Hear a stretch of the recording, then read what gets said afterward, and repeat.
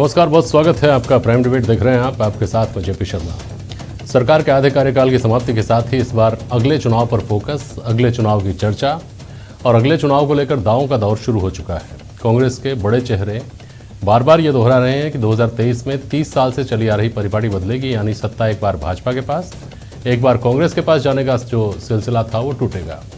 वहीं भाजपा कहती है कि 2023 में तो वापस आएंगे ही, अब 2028 में भी कांग्रेस को निराशा ही हाथ लगेगी। राजनीतिक दल विपक्षियों पर दबाव बनाने के लिए ये सब करते ही हैं, लेकिन इस बात पर भी तवज्जो होनी चाहिए कि दोनों ही पार्टियों के अंदरूनी हालात पर काफ़ी काम करने की ज़रूरत है। विशेषज्ञ कहते हैं कि अशोक गहलोत की सूझबूझ ना होती तो चुनाव को 2023 तक टाला जाना मुश्किल था। विश्लेषकों का एक तबका भाजपा के लिए कहता है कि 2023 को लेकर निश्चिंतता जो पार्टी की है वो भी सवालिया निशान लिए हुए है, ये कहकर कि हालात 2003 या 2013 जैसे नहीं है। तो आज प्राइम डिबेट में इन प्रदेश के ताज़ा राजनीतिक माहौल के इस पहलू पर चर्चा होगी, इन सवालों के जरिए कि क्या पहले से कुछ अलग होंगे 2023 के चुनाव।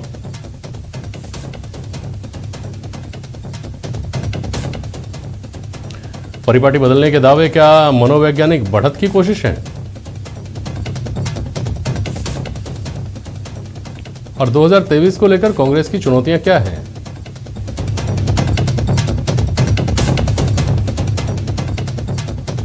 साथ ही सवाल ये कि भाजपा के लिए सबक क्या है जो 2023 में उसको वापस सत्ता में ला सकते हैं। अमित गोयल साहब हैं भारतीय जनता पार्टी के प्रवक्ता, अवधेश आकोदिया जी वरिष्ठ पत्रकार हैं हमारे साथ, आर तिवारी जी हैं कांग्रेस के प्रवक्ता और वरिष्ठ पत्रकार ब्लॉगर एसपी मित्तल साहब हमारे साथ जुड़ रहे हैं। बहुत स्वागत है आप सभी का। तिवारी जी, 2023 के जो चुनाव हैं वो 13 से कैसे अलग होंगे, कैसे आप निश्चिंत हैं कि ये 3 दशक जो पुरानी परंपरा है ये अब की बार टूट जाएगी।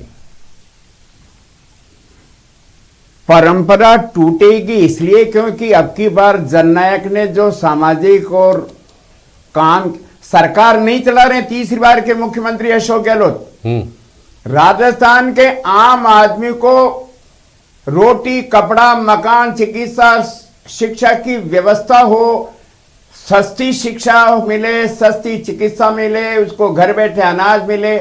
जब हम उनके आवश्यकताओं की पूर्ति करने के लिए सरकार चला रहे हैं, ये जीत हार की बात नहीं है जेपी साहब।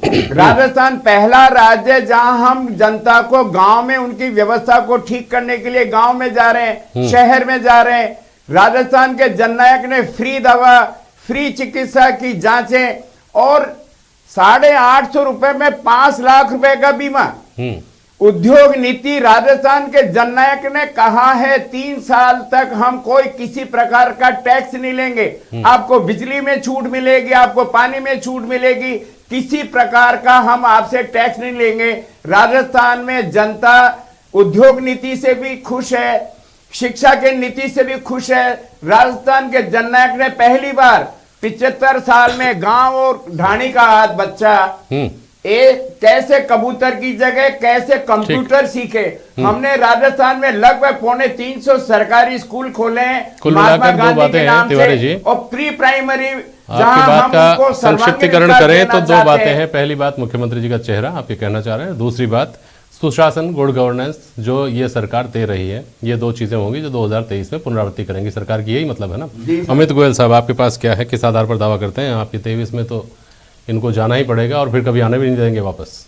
देखिए, महत्वपूर्ण विषय यह है जेपी जी, किसी भी पार्टी के लिए 3 चीजें बहुत महत्वपूर्ण हैं। हाँ। एक है नेतृत्व, दूसरी है नीति और तीसरा है नियोजन।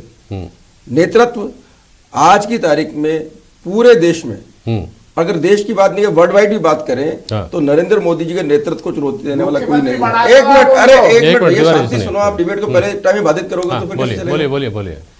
ये हम तो कहते ही हैं, हमारे अलावा आप बात करें तो प्रशांत किशोर जो देश के बड़े बड़े राजनीतिक दलों की रणनीति कर रहे हैं, उन्होंने अभी रिसेंट कहा है नेतृत्व की बात हो गई, भारतीय जनता पार्टी का दबदबा दशकों तक रहेगा और नरेंद्र मोदी जैसा दूसरा नेता कोई देश में भी है नहीं। ये तो है प्रशांत किशोर जो हमारे विरोधियों के रणनीति कर रहे हैं। उमर अब्दुल्ला ने ऐसे कैसे सेम उमर अब्दुल्ला ने कहा, अरे एक मिनट सुनिए, चुप करिए चुप करिए ना एक बार, फिर डिबेट होगी। आप अपनी बात बोलिए ना मुझे, तिवारी जी सुनिए। हाँ बोलिए मुझे। मैं कह रहा हूं ऐसी की ऐसी बात उमर अब्दुल्ला ने कहा कि भाजपा की सुनामी है, कोई तालाब में उठने वाली लहर नहीं है।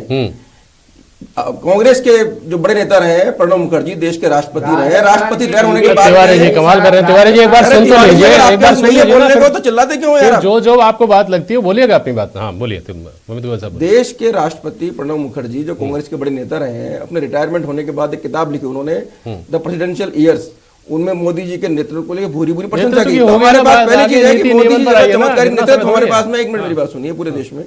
दूसरी बात ऐसे नहीं चला जी, आपने 3 बिंदु उठाए हैं तो आपने सर मैं अपनी बात तो पूरी कर दूं, अगर आप भी टोकेंगे ये भी टोकेंगे तो मैं क्या बोलूंगा बताइए। एक बिंदु को आप इतना एलेबोरेट करेंगे तो 4 डिबेट तो इसकी इन 3 बिंदुओं को क्लियर करने। सर मैं तो बोलने का मौका ही कहां दिया, आप लोगों ने तो यही बोलते रहे बीच बीच में। नेतृत्व की बात आपकी समझ में आ गई, आगे बोलिए। चमत्कारिक नेतृत्व हमारे पास नरेंद्र मोदी जी का है। दूसरी बात है नीति, हमारी एक राष्ट्रीय नीति है।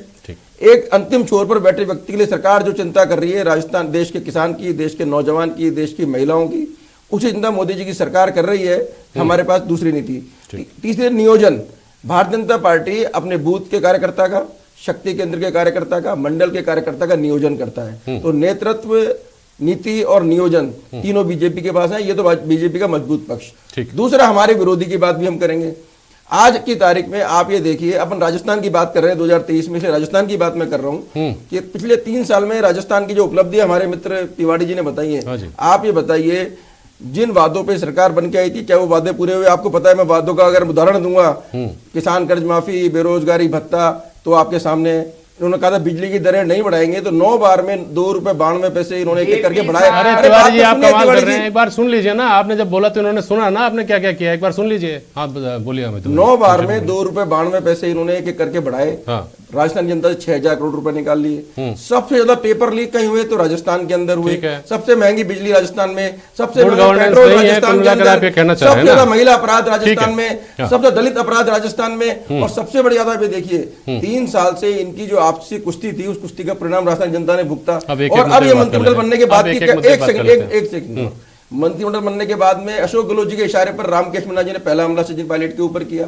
तो मेरा कहना है कि हमारी ताकत और हमारे विरोधी पक्ष की नाकामी, वो सारी चीजें समीकरण ने बता रहे हैं कि निश्चित रूप से 2023 के अंदर भारी बहुमत से हम आएंगे। और अशोक गहलोत जी का जो पूर्व रिकॉर्ड है, 1 बार 23 और 1 बार 56, वो भी आपके सामने है। ठीक है, अब मुझे RR तिवारी सवाल कर लेने दीजिए। तिवारी जी, व्यथित मत होइए अमित गोयल के जो वक्तव्य है उससे, आप भी इस तरह के देंगे उनके लिए देते रहे। मेरी बात सुनिए। अब 2 बातें आपने कही, पहली जननायक की छवि, दूसरी बात आपने कहा सुशासन। तो पहले छवि की बात कर लेते हैं। इन्होंने कहा कि नरेंद्र मोदी जी का नेतृत्व। अब मैं जो साथ में पैनलिस्ट हैं उदय शाकोदिया जी और SV मित्तल साहब हैं, उनसे भी बात करूंगा कि क्या भाजपा नरेंद्र मोदी के चेहरे पर 2023 का चुनाव राजस्थान में लड़ने जा रही है? पहली बात। दूसरी बात, क्या निर्विवाद रूप से अशोक गहलोत का चेहरा आगे रखकर चुनाव लड़ने देगी आपकी पार्टी में जो अंदर ही दूसरी इकाई, दूसरा धड़ा जो काम कर रहा है RR तिवारी साहब? सवाल यहाँ इसीलिए, सुनिए मेरी बात सुनिए। तो यह सवाल इसीलिए पैदा हुआ है कि पिछले 4 दिन में जब उस विवाद का पटाक्षेप नजर आ रहा था, उसी वक्त 2023 की बात छेड़ करके और ये बताया गया है कि 2023 में स्थितियां ऐसा नहीं है कि एक तरफा चलेंगी या सब कुछ समाप्त हो गया है, सारी चीजें ठीक ठाक हो गई, अब शांति है। बोलिए तिवारी जी। सवाल ये कि 2023 में राजस्थान के विधानसभा के चुनाव है, उसमें लोकल चेहरा भारतीय जनता पार्टी का साथी बता नहीं सका। ठीक है, आप अपनी बात करिए। अभी मैं फिर कह रहा हूं, हम जनता के बीच सुशासन की जो हमारा संकल्प है जननायक का, उसको लेकर के जा रहे हैं। सुशासन की तो बात ही नहीं की मैंने अभी तक। हजारों करोड़ का जो हमने MOU किया था, वहां पर रिफाइनरी लगा रहे, 1 लाख लोगों को रोजगार देंगे। 15 नवंबर 2021 को दुबई में जो एक्सपो लगा, राजस्थान 20,000 करोड़ का लेकर के। अब तिवारी जी सुन लीजिए आप 1 मिनट। अमित गोयल साहब, ये बात जो मैंने कही वो सही कही। नरेंद्र मोदी के चेहरे का, उनके नेतृत्व का, उनकी नीतियों का और उन्होंने जो नियोजन किया है उसी का हवाला दिया आपने। यानी हमारे देश में, हमारे पास में मोदी जी का मजबूत चेहरा है। हाँ। जिसकी नीति से आज पूरे देश के अंदर, अरे देश के अरे आप सुनिए ना, यानी आप बनाने वाली बात तो राहुल गांधी को लेकर है, इसको लेकर के क्लैरिटी नहीं है। सुनिए 1 मिनट सुनिए, अरे सुनिए, काम की बात करने दीजिए ना आप फालतू। सुनिए मेरी बात सुनिए। अवधेश शाकोदिया जी 1 मिनट सुनिए। अमित गोयल साहब 1 मिनट सुनिए। जितना संकट अवधेश शाकोदिया कांग्रेस के सामने यहाँ जो 2 उपलब्ध चेहरे हैं उनकी आपस की कशमकश का है, उतना ही संकट क्या भारतीय जनता पार्टी में फ्रेश क्राइसिस जिसको लोग कहते हैं। अमित गोयल कहेंगे कि हमारी पार्टी में बहुत सारे फेस हैं, ये भी एक चिंता का विषय है कि बहुत सारे हैं। अवधेश शाकोदिया जी। बिल्कुल JP जी, देखिए भारतीय जनता पार्टी की जो रणनीति रही है राजस्थान में चुनाव लड़ने की, पिछले कई चुनावों से, तो उन्होंने एक स्पष्ट चेहरा घोषित किया है, उसकी लीडरशिप में चुनाव हुए हैं। अब तक जो बात कही जा रही है पिछले 3 साल से, उसमें लगातार इस बात को दोहराया जा रहा है कि कलेक्टिव लीडरशिप में चुनाव लड़ा जाएगा। जैसा अमित गोयल जी ने भी कहा कि हमारे पास मोदी जी का चेहरा है, कमल के फूल का निशान है, उस पर चुनाव लड़ा जाएगा। हाँ। तो क्या ऐसी स्थिति रहेगी 2023 आते आते कि भारतीय जनता पार्टी जो कांग्रेस की मौजूदा सरकार है उसकी एंटी इनकम्बेंसी, दूसरा मोदी जी का चेहरा और कलेक्टिव लीडरशिप, उसमें आप उम्मीदवार खड़ा करेंगे, वो उम्मीदवार जीत जाएगा और आपको बहुमत मिल जाएगा। यदि ऐसी स्थिति होती है तो भाजपा आसानी से सत्ता में आ जाएगी। लेकिन पिछले दिनों में एक जो नैरेटिव बना है, एक इस तरह का परसेप्शन तो लोगों के बीच में है कि इस बार ऐसा मौका हो सकता है कि सरकार शायद रिपीट हो जाए। हालांकि ये परसेप्शन कांग्रेस की तरफ से ही बनाया गया है। हाँ, और दो बड़ी घटनाओं के बावजूद बनाया गया है, जिसमें कांग्रेस की खींचतान और जो गुटबाजी है वो अपने एक्सट्रीम लेवल तक पहुंची, बात बगावत तक चली गई, सरकार गिरने तक की नौबत आ गई। उसके बावजूद भी ये परसेप्शन है, लोगों में बातचीत है, भले ही ये कांग्रेस की तरफ से इस नैरेटिव को फैलाया गया हो, लेकिन बातचीत है। और एक और इसमें मजेदार बात है, जब से मोदी और शाह ने भाजपा की कमान संभाली है, आमतौर पर सभी राज्यों में चुनाव की तैयारियों में भारतीय जनता पार्टी आगे रहती है, लेकिन इस बार राजस्थान में 2023 के चुनाव की बात कांग्रेस की तरफ से पहले की जा रही है। ऐसा कांग्रेस ने किसी भी राज्य में कभी भी नहीं किया है। लेकिन इसमें उदय जी सिग्निफिकेंट बात मुझे यह भी लगती है कि कांग्रेस में कुल मिलाकर जो 2-3 बड़े चेहरे ऐसे बचे हैं जो रणनीति के मामले पे बहुत आगे माने जाते हैं, उनमें से एक अशोक गहलोत हैं। तो अपने राज्य में इस बात को लेकर के एडवांस होंगे ही होंगे। मित्तल साहब, भारतीय जनता पार्टी में नरेंद्र मोदी के चेहरे की जो बात है, कोविड की शायद पहली लहर जो थी और पहला लॉकडाउन था, उससे पहले भाजपा को बहुत ज़्यादा बुरी खबरें नहीं सुननी पड़ी, लेकिन उसके बाद कोविड के में मजदूरों के पलायन की जो तस्वीरें आई, उनको लेकर सही गलत की बात नहीं कर रहा मैं, लेकिन परसेप्शन लोगों में जो बनाया गया जो भी था, फिर पश्चिम बंगाल की हार, फिर किसानों के मामले में सरकार का अब पीछे हटना, फिर महंगाई की बात, पेट्रोल डीजल के दामों में कमी, आज भी कुछ खबर आ रही है कि स्ट्रेटेजिक जो स्टोरेज है उसमें से पेट्रोल डीजल लेकर के और सस्ता किया जाएगा। इन सब चीज़ों से पहले लगातार नए नए राज्य भाजपा के खाते में जुड़ते जा रहे थे, भगवा रंग फैलता जा रहा था, उसके बाद सिकुड़ने का सिमटने का दौर शुरू हो गया। तो क्या आपको लगता है कि ये अभी तो 2 साल बाद की बात है, नरेंद्र मोदी हो सकता है कोई ऐसा मुद्दा आए देश में, अचानक से कोई बदलाव आए और फिर से उनका चेहरा सबसे ज़्यादा चमकीला साबित हो, लेकिन अभी ये सोच करके बैठ जाना और ये इंतजार करना कि नरेंद्र मोदी का चेहरा आगे करेंगे और चुनाव में श्री कृष्ण की भूमिका वो निभाएंगे, अर्जुन चाहे कोई भी हो, मित्तल साहब ये आश्वस्त करने वाला है क्या? जेपी जी, अभी राष्ट्रीय स्तर पर अपन बात करें, चाहे वो विपक्षी नेता हो, चाहे भारतीय जनता पार्टी के जितने भी नेता हैं भारत की राजनीति के, मुझे लगता है उन सब में आगे जो चेहरा हमको नजर आता है वो प्रधानमंत्री नरेंद्र मोदी का चेहरा नजर आता है। बाकी हम देख रहे हैं कि इन दिनों के अंदर क्षेत्रीय दल जिस तरीके से प्रभावित हो रहे हैं, उसकी वजह से भी ऐसा लगता है कि राष्ट्रीय स्तर पर जो नेता है वो नरेंद्र मोदी एक सामने नजर आते हैं। मैं राजस्थान के संदर्भ में आपसे बात जरूर करना चाहूंगा, जो सब्जेक्ट वही है जो अभी सचिन पायलट साहब ने और अशोक गहलोत साहब ने जो बात कहा कि 2023 के अंदर सरकार रिपीट करेंगे। मैं बताना चाहता हूं कि 2018 में जब वसुंधरा राजे मुख्यमंत्री थी, तब हमने ये देखा इस बात को लेकर कि 2 उपचुनाव हुए थे 8-9 महीने पहले, जनवरी 2018 के अंदर। दोनों लोकसभा के उपचुनाव में भारतीय जनता पार्टी की हार हुई, लेकिन उसके बावजूद भी भारतीय जनता पार्टी ने जो नारा दिया वो हम सबके सामने है। उन्होंने कहा इस बार 170 के पार, क्योंकि उनकी 162 सीटें थी, तो उन्होंने कहा इस बार 170 के पार। मतलब इतना कॉन्फिडेंस उन्होंने दिखाया जितना इसके मुकाबले में जितना आज अशोक गहलोत साहब और सचिन पायलट दिखा रहे हैं, उससे कई गुना ज्यादा कि इस बार 170 के पार ये कॉन्फिडेंस दिखाया। लेकिन हमने देखा कि भारतीय जनता पार्टी 72 सीटों पर आके सिमट के रह गई। तो ये जो मेरा मानना है कि जो राजनीति में जो चुनाव के लिए जो दावे किए जाते हैं वो अपनी जगह हैं, और लेकिन जो सच्चाई होती है वो चुनाव के बाद ही समझ में आती है।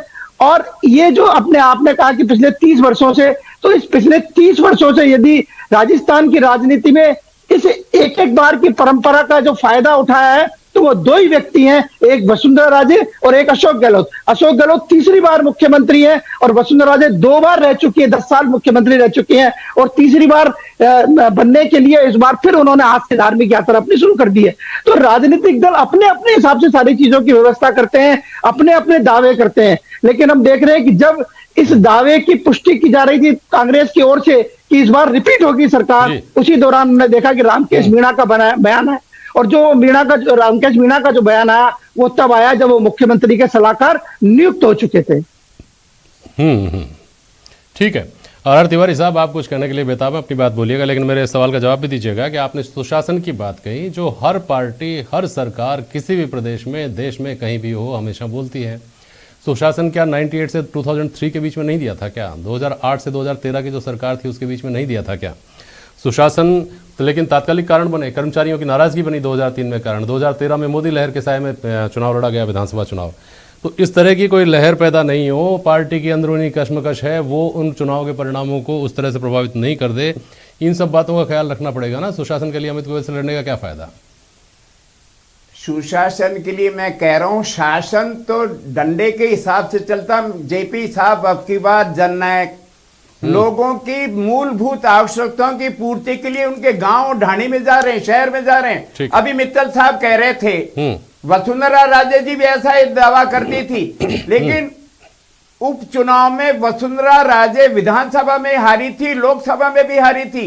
अरे लोकतंत्र में जनता माई बाप होती है। जनता ने कसौटी पे कसा अशोक गहलोत की कांग्रेस की सरकार को।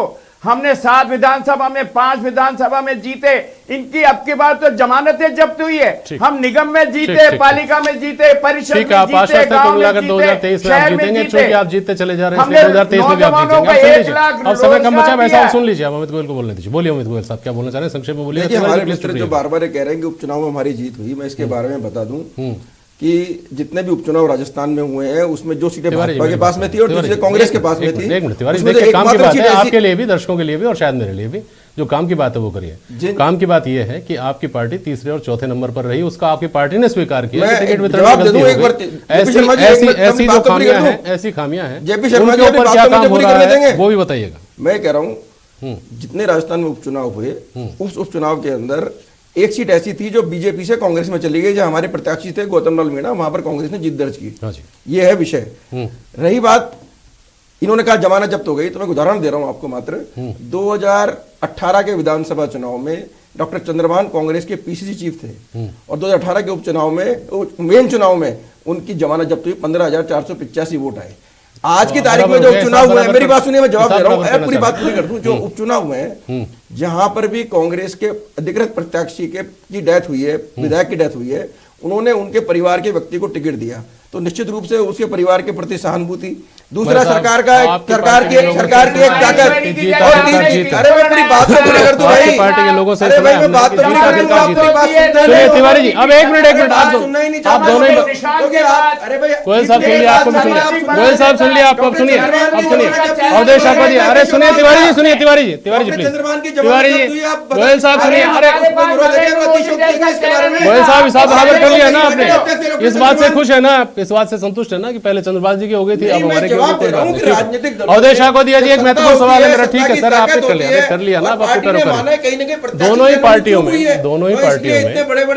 एक से अधिक दावेदार, एक से अधिक चेहरे, इसकी लड़ाई लंबे समय से चल रही है। और सबसे दिलचस्प बात यह है कि किसकी केंद्रीय नेतृत्व से बेहतर ट्यूनिंग है, इसको लेकर जिज्ञासा और कयासों का दौर पिछले चुनाव से ही चल रहा है। बहुत बड़ा एक कारण भी माना जाता है 2018 में भारतीय जनता पार्टी की जो हार हुई उसका पिछले दिनों में क्या 2 दिन पहले योगी आदित्यनाथ के साथ जो नरेंद्र मोदी की फोटो वायरल हुई, तब खासतौर पर इस बात की चर्चा हुई कि इस तरह का भरोसा अगर राजस्थान में उस वक्त वसुंधरा राजे पर जताया होता नरेंद्र मोदी ने, तो लोगों में मैसेज नहीं जाता कि उनके बीच में मनमुटाव है, तो शायद चुनाव परिणाम कुछ और होते। इस फैक्टर का भी दोनों ही पार्टियों को क्या ख्याल नहीं रखना पड़ेगा?